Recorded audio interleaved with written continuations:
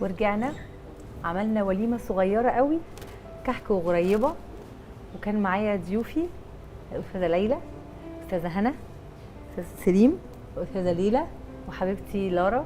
احنا صاحبنا خلاص يا لارا، خلاص كده احنا اعتمدنا بعد كده. خلاص. السنه الجايه قعده الكحك انا عازمه نفسي عندك. اكيد جايبه حاجتي تنوريني وثبتي وجايه لك. تنوريني يا لارا نورتيني، والقعده كانت حلوه قوي، وحسستيني ان انا بطبخ في مطبخ البيت.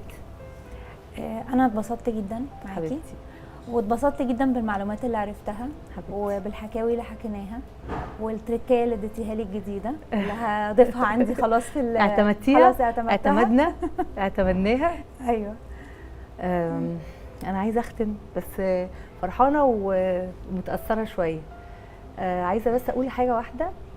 البرنامج ده كله كان حلم، والحلم ده اخد وقت شويه. كان بنروح وبنيجي ونفكر نعمله ازاي ونتكلم، وبعدين يقف، وبعدين نطلع تاني، وبعدين يقف. المورال بتاعي انا اللي عايزه اقوله للناس 3 حاجات. اول حاجه ثق في توقيت ربنا، اسعى واتاكد ان تدابير ربنا احسن حاجه.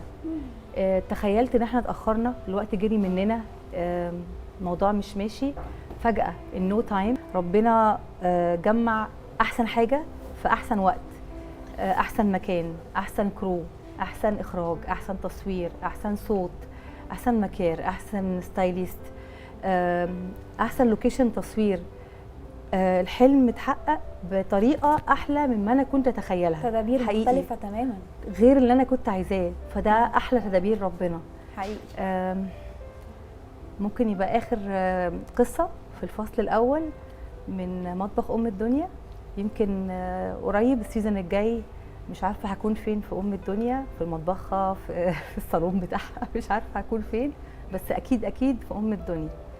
حاجه واحده بس اطمع من ربنا، ان انا بالنيابه عن الكرو نكون سيبنا اثر طيب في نفسكم، وحطينا بسمه كده على وشكم، ودعتوا لنا دعوه حلوه، او جبنا لكم ذكريات حلوه. بس باي.